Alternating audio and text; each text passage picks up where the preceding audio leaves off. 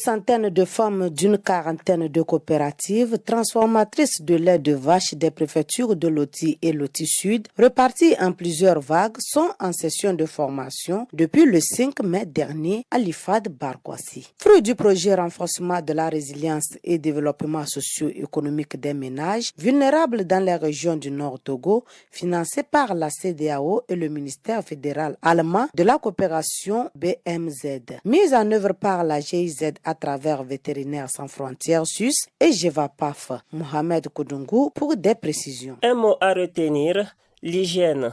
Et oui, amener les femmes transformatrices de lait de vache en fromage à adopter les bonnes pratiques d'hygiène dans le processus de transformation jusqu'à la commercialisation afin d'assainir leur environnement de travail et par ricochet attirer la clientèle. Tel est l'objectif principal du projet de renforcement de la résilience de développement socio-économique des ménages vulnérables dans les régions du Nord Togo.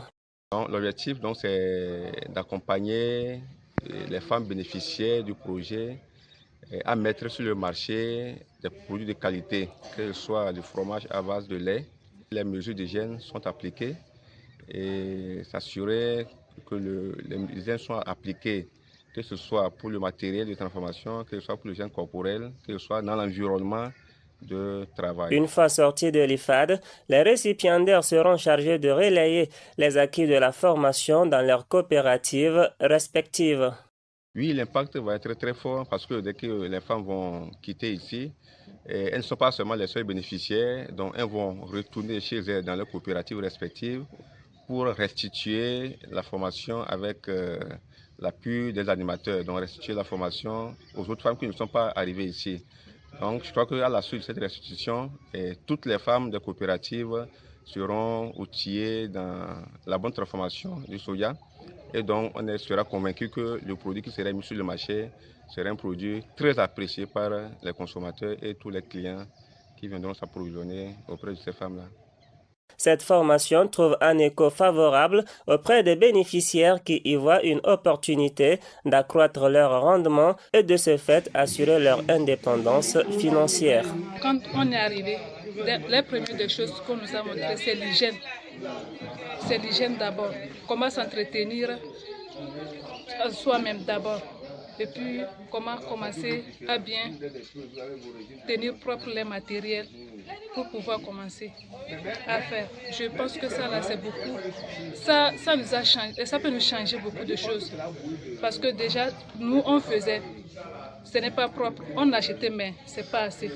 Je pense que maintenant comme on nous a montré en faveur de l'hygiène là, arriver on peut faire beaucoup. Et puis si on voit que c'est bon, ça peut nous attirer, amener beaucoup de clients pour pouvoir acheter. Ça peut nous aider à produire les fromages.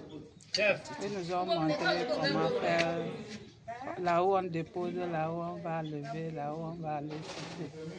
Tout ça, là, ça nous permet aussi d'arriver aussi, on peut faire quelque chose de ça. De regarder les enfants à l'école, aller à l'hôpital, nous-mêmes, dedans, même, on mange. Ça peut nous permettre de faire des choses. C'est ça qui nous aide. Depuis quand on ne savait pas, on souffrait. Mais depuis qu'on est rentré dans Ouagassé, ça nous a permis de faire beaucoup de choses à nos enfants aussi. Aussi, la formation vise à amener les bénéficiaires à apprécier elles-mêmes la qualité sanitaire des matières premières.